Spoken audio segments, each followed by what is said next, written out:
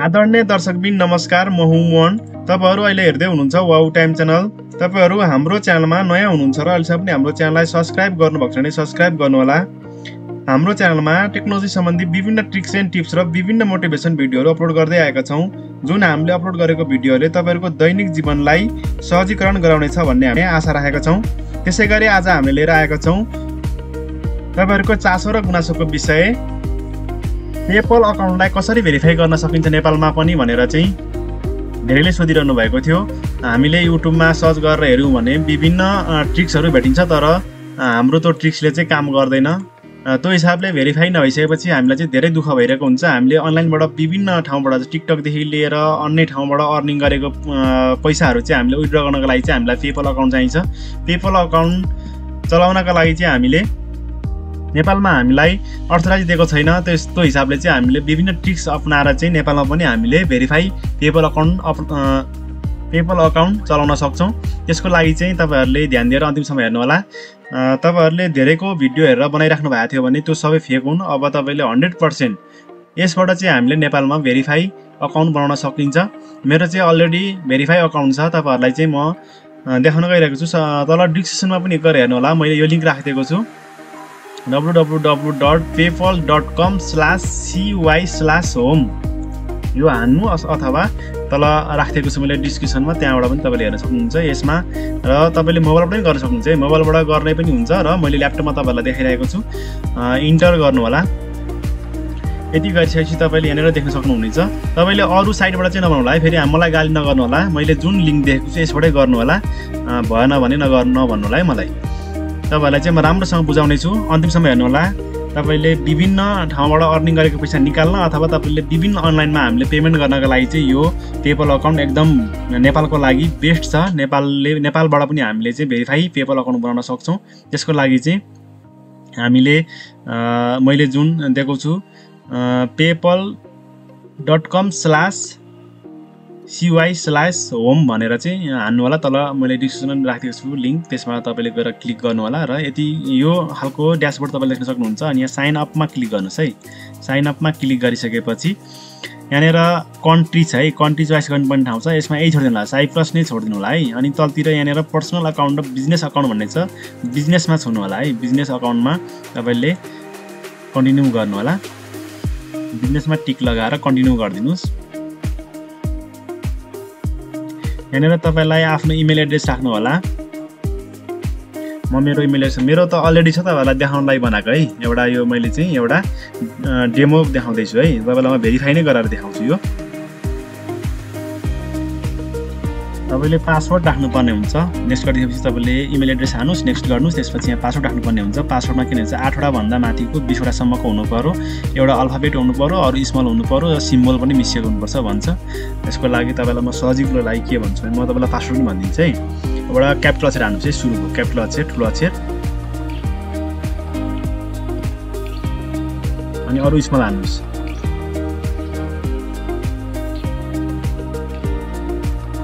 Small हानिसकेपछि अलिक 8 वटा भन्दा बढी हुनु पर्यो है।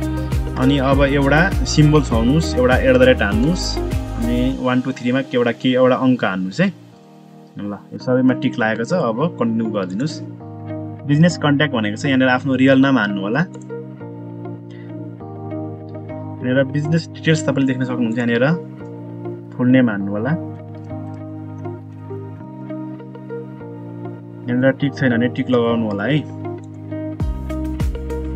यसमा अलरेडी टिक नै हुन्छ, टिक लगाउनुस् लागेको छैन भने। तलतिर बिजनेस फोन नम्बर भनेको छ, यहाँनिर नेपाल छान्नु होला है।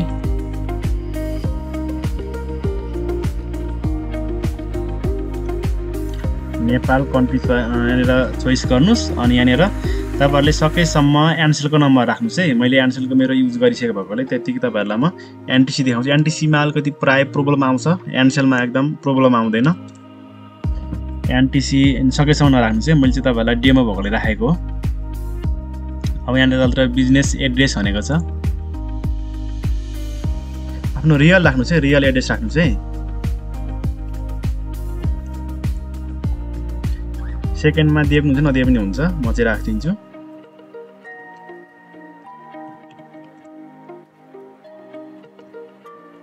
पोस्टल कोड चाहिँ राख्नु हुँदैन, यो कहिले पनि नराख्नु होला। पोस्टल कोड चाहिँ राख्नु हुँदैन, नराख्नुस् है।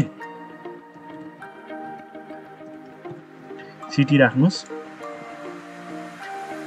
पोस्टल कोड चाहिँ नराख्नु होला है। अनि यो सेम एस बिजनेस यसमा टिक छ भने हटाउनु होला, तपाईको फेरि भेरिफाई हुँदैन है। पोस्टल कोड राख्नु भने तपाईको भेरिफाई हुँदैन, यसमा पनि टिक लागेको हुन्छ, यसलाई हटाइदिनु होला। यसमा अरु कुनै एड्रेस राख्नुस्,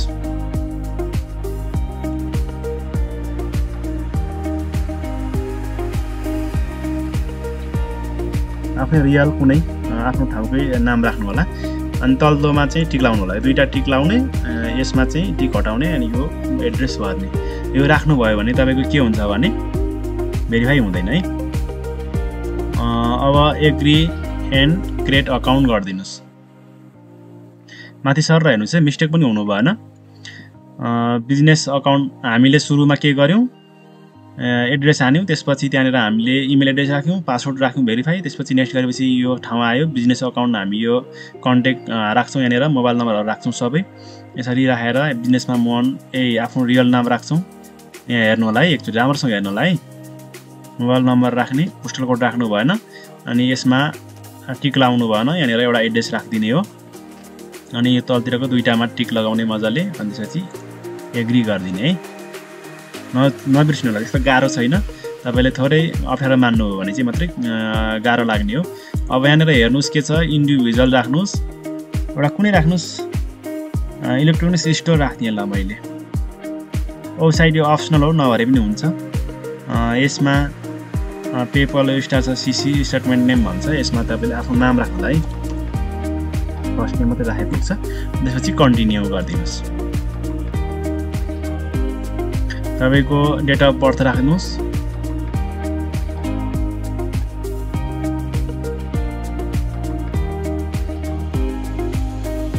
कन्ट्रीमा साइप्रस नै छोडिदिनुस् है, यसलाई केही नगर्नुस्। यसमा टिक लगाइदिनु होला, सेम एस बिजनेसमा टिक लगाइदिनुस्, यसलाई केही गर्नु पर्दैन। अनि सेम बिजनेस फोन नम्बरमै टिक लगाइदिनुस्, अरु केही गर्नु पर्दैन, सबमिट गरिदिनु होला है, सबमिट गरिदिनुस्। अब तपाईले यहाँनेर होममा क्लिक गर्नुस् है, यसलाई अरु केही यसमा केही नचलाउनुस्, होममा क्लिक गर्नुस्। यहाँनेर तपाईले युरो देख्नु भएको हुन्छ, पेपल ब्यालेन्स, हाम्रो ब्यालेन्स यो बनिसकेको छ है। अब अकाउन्ट बनिसकेको छ, थोरै भेरिफाई मात्रै गर्नु भएको छ। यसलाई युरोलाई यहाँनेर गो टु मनी पेज गर्नुस्।